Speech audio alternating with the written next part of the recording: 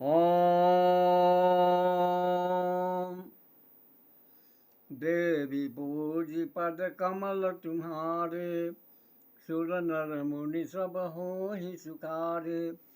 देवी पूजी पद कमल तुम्हारे, सुर नर मुनि सब होहि सुखारे। गरुड़ पुराण का कुछ वर्णन है। गरुड़ पुराण में धर्म कांड का 20वां अध्याय में प्रवेश कर रहे हैं। यहाँ बताते हैं कि प्रेत बाधा का स्वरूप, प्रेत बाधा का स्वरूप क्या है, कैसा है।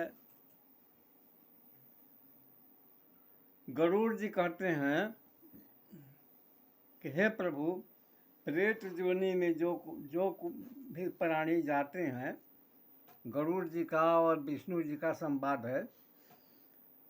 गरुड़ जी ने कहा कि हे प्रभु, प्रेत योनि में जो कोई भी प्राणी जाते हैं वे कहाँ वास करते हैं, प्रेत लोक से निकलकर वे कैसे और किस स्थान में चले जाते हैं।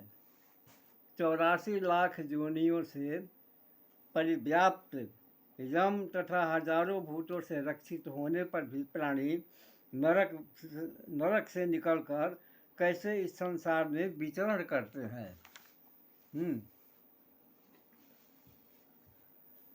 इसे आप बताने की कृपा करें। श्री कृष्ण ने कहा कि हे पक्षीराज गरुड़, जहाँ प्रेतगण निवास करते हैं उसको तुम सुनो। छल से पराय धन और पराई स्त्री का अपहरण तथा द्रोह से मनुष्य निशाचर योनि को प्राप्त होते हैं। जो लोग अपने पुत्र के हित चिंतन में ही अनुरक्त रहते हैं तथा सभी प्रकार का पाप करते हैं, वे शरीर रहित होकर भूख प्यास से अथाह पीड़ा को सहन करते हुए जत्र तत्र भटकते रहते हैं। वे प्रेत चोर के समान उस महापथ के लिए पितृभाग में दिए गए जल का अपहरण करते हैं। तदनंतर पुनः अपने घर में आकर वे मित्र के रूप में प्रविष्ट हो जाते हैं और वहीं पर रहते हुए स्वयं रोग शोक आदि की पीड़ा से ग्रसित होकर सब कुछ देखते रहते हैं। वे एक दिन का अंतराल देकर आने वाले ज्वर का रूप धारण करके अपने संबंधियों को पीड़ा पहुंचाते हैं, अथवा तिजरिया ज्वर बनकर और शीत बात आदि से उन्हें कष्ट देते हैं। उच्छिष्ट अर्थात जूठे अपवित्र स्थानों में निवास करते हुए उन प्रेतों के द्वारा सदैव अभिलक्षित प्राणियों को कष्ट देने के लिए शिरोवेदना, विसूचिका तथा नाना प्रकार के अन्य बहुत से रोगों का रूप धारण कर लिया जाता है। इस प्रकार वे दुष्कर्मी प्रेत नाना दोषों से प्रवृत्त होते हैं। देखिए प्रेत जोनी है क्या कहते हैं। गरुड़ ने कहा कि हे प्रभु, वे प्रेत किस रूप में हैं, किसका क्या करते हैं, किस विधि से उनकी जानकारी प्राप्त की जा सकती है, क्योंकि वे न कुछ कहते हैं न बोलते हैं। हे ऋषिकेश, यदि आप मेरा कल्याण चाहते हो तो मेरे मन के इस व्यामोह को दूर कर दें।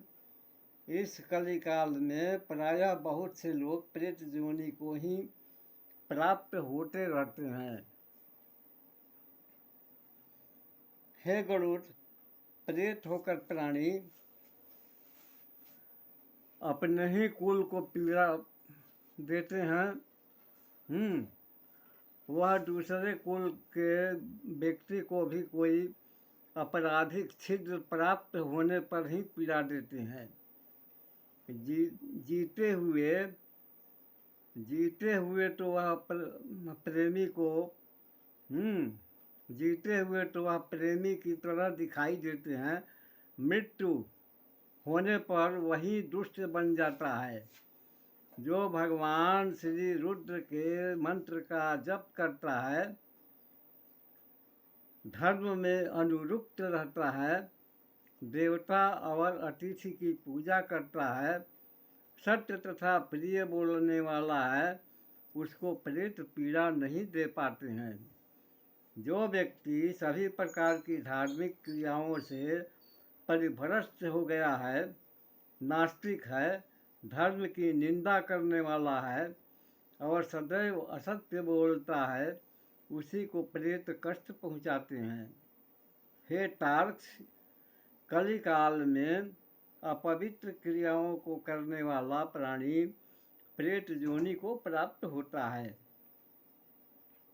हे काश्यप, इस संसार में उत्पन्न एक ही माता पिता से पैदा हुए बहुत से संतानों में एक सुख का उपभोग करता है, एक पाप कर्म में अनुरक्त रहता है, एक संतानवान होता है, एक प्रेत से पीड़ित रहता है और एक पुत्र धन धान्य से संपन्न रहता है। एक का पुत्र मर जाता है, एक के मात्र पुत्रियां ही होती हैं। प्रेत दोष के कारण बंधु बांधवों के साथ विरोध होता है। प्रेत योनि के प्रभाव से मनुष्य को संतान नहीं होती। यदि संतान उत्पन्न भी होती है तो वह मर जाती है। प्रेत बाधा के कारण तो व्यक्ति पशुहीन और धनहीन हो जाता है। उसके कुप्रभाव से उसकी प्रकृति में परिवर्तन आ जाता है। वह अपने बंधु बांधवों से शत्रुता रखने वाला हो जाता है। अचानक प्राणी को जो दुख प्राप्त होता है वह प्रेत बाधा के कारण होता है। नास्तिकता, जीवन वृत्ति की समाप्ति, अत्यंत लोभ तथा प्रतिदिन होने वाले कलह हैं, यह प्रेत से पैदा होने वाली पीड़ा है। जो पुरुष माता पिता की हत्या करता है, जो देवता और ब्राह्मणों की निंदा करता है, उसे हत्या का दोष लगता है। यह पीड़ा प्रेत से पैदा होती है। नित्य कर्म से दूर, जप होम से रहित और पराये धन का अपहरण करने वाला मनुष्य दुखी रहता है। इन दुखों का कारण भी प्रेत बाधा ही है। अच्छी वर्षा होने पर भी कृषि का नाश होता है, खेती का नाश होता है, व्यवहार नष्ट हो जाता है, समाज में कलह उत्पन्न होता है। ये सभी कष्ट प्रेत बाधा से ही होते हैं।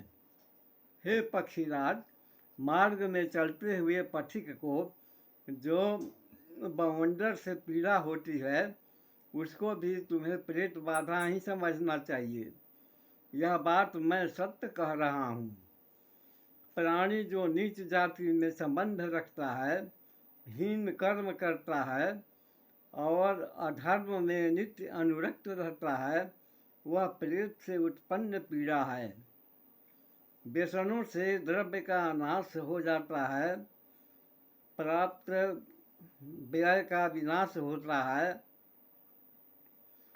चोर, अग्नि और राजा से जो हानि होती है वह प्रेत संभूत पीड़ा है। शरीर में महाभयंकर रोग की उत्पत्ति, बालकों की पीड़ा तथा पत्नी का पीड़ा होना, ये सब प्रेत बाधा जनित है। वेद, स्मृति, पुराण एवं धर्मशास्त्र के नियमों का पालन करने वाले परिवार में जन्म होने पर भी धर्म के प्रति प्राणी के अंतःकरण में प्रेम का न होना प्रेत जनित बाधा ही है। जो मनुष्य प्रत्यक्ष अथवा परोक्ष रूप से देवता, तीर्थ और ब्राह्मण की निंदा करता है वह भी प्रेतोत्पन्न पीड़ा है। अपनी जीविका का अपहरण, प्रतिष्ठा तथा वंश का विनाश भी प्रेत बाधा के अतिरिक्त अन्य प्रकार से संभव नहीं है। स्त्रियों का गर्भ विनाश हो जाना है, जिनके रजो दर्शन नहीं होना और बालकों की मृत्यु हो जाती है, वहाँ प्रेत जन्य बाधा ही समझनी चाहिए। जो मनुष्य शुद्ध भाव से सांवत्सरिक श्राद्ध नहीं करता है वह भी प्रेत बाधा है। तीर्थ में जाकर दूसरे में आसक्त हुआ प्राणी जब अपने सत्कर्म का परित्याग कर दे तथा धर्म कार्य में स्वार्जित धन का उपयोग न करे तो उसको भी प्रेतजन्य पीड़ा ही समझना चाहिए। भोजन करने के समय कोपयुक्त, पति पत्नी के बीच कलह, दूसरों से शत्रुता रखने वाली बुद्धि, यह सब प्रेत संभूत पीड़ा है। जहाँ पुष्प और फल नहीं दिखाई देते तथा पत्नी का विरह होता है वहाँ भी प्रेत उत्पन्न पीड़ा है। जिन लोगों में सदैव उच्चाटन के अत्यधिक चिन्ह दिखाई देते हैं, अपने क्षेत्र में उनका तेज निष्फल हो जाता है तो उसे प्रेत जनित बाधा ही माननी चाहिए। जो व्यक्ति सगोत्री का विनाशक है,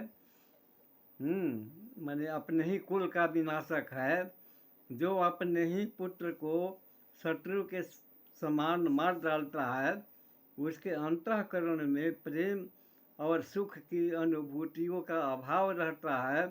वह दोष उस प्राणी में प्रेत बाधा के कारण ही होता है। पिता के आदेश की अवहेलना करना, अपनी पत्नी के साथ रहकर भी सुख उपभोग न कर पाना, व्यग्रता और क्रूर बुद्धि भी प्रेतजन्य बाधा के कारण ही होती है। हे तार्क्ष, निषिद्ध कर्म, दुष्ट संसर्ग तथा विखोत्सर्ग के न होने और अविधि पूर्वक की गई और्धदैहिक क्रिया से प्रेत होता है। अकाल मृत्यु या दाह संस्कार से वंचित होने पर प्रेत योनि प्राप्त होती है, जिससे प्राणी को दुख झेलना पड़ता है।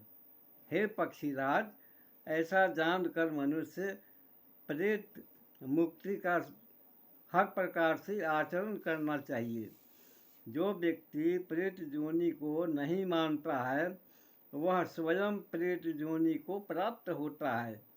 जिसके वंश में प्रेत दोष रहता है उसके लिए इस संसार में सुख नहीं है। प्रेत बाधा होने पर मनुष्य को मति, प्रीति, रति, लक्ष्मी और बुद्धि, इन पांचों का विनाश हो जाता है। तीसरी या पांचवी पीढ़ी में प्रेत बाधा ग्रस्त कुल का विनाश हो जाता है। ऐसे वंश का प्राणी जन्म जन्मांतर दरिद्र, निर्धन और पाप कर्म में अनुरुक्त रहता है। विकृत सुख तथा नेत्र वाले, क्रुद्ध स्वभाव वाले, अपने गोत्र, पुत्र, पुत्री, पिता, भाई, भौजाई अथवा बहू को नहीं मानने वाले लोग भी विधिवश प्रेत शरीर धारण कर सद्गति से रहित हो बड़ा कष्ट उठाते हैं। यह चिल्लाते हुए अपने पाप को स्मरण करते हैं। तो इस प्रकार से गरुड़ जी ने भगवान विष्णु से पूछा और कहते हैं कि प्रेत बाधा का स्वरूप क्या है। तो भगवान ने प्रेत बाधा का स्वरूप का वर्णन तो कर दिया। अब इसके बारे में आप भी विचार करेंगे कि अपने कुल मर्यादा और धन की रक्षा, परिवार की रक्षा, धर्म की रक्षा, संस्कार की रक्षा कैसे करेंगे, ये आपके ऊपर भी निर्भर है। तो कहने का तात्पर्य है कि आप इस पर विचार करें। समाज में है, परिवार में है, मनुष्य शरीर धारण किए हुए हैं, तो कुछ न कुछ तो आपको करना ही पड़ेगा।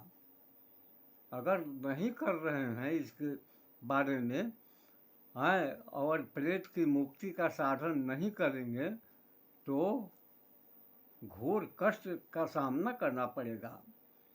यदि आपके कुल में, परिवार में किसी प्रकार का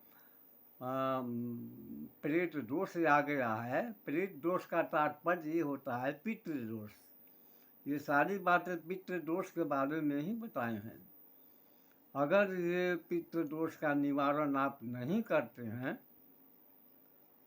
तो इस बात को मान कर चलिए कि कष्ट का सामना आपको करना पड़ेगा, ये निश्चित है। और यह पता भी नहीं लगता कि क्यों और कैसे हो जाता है। उसी प्रकार बुद्धि होना, मन होना, ज्ञान होना, संस्कार होना, प्रकृति होना, ये सब जो है कि नहीं वो प्रेत आचरण का रूप ले लेना, ये सभी जो है आपके रूप में आता है और आप समझ नहीं पाते हैं। इसके लिए विद्वान प्राणी से आपको संपर्क करके अच्छा से समझना चाहिए और इसका निदान निकालना चाहिए। तो इतना बात आप समझ गए होंगे। तो अगला वीडियो में हम फिर आपको बताएंगे। तब तक के लिए जय माई जगदम्बा।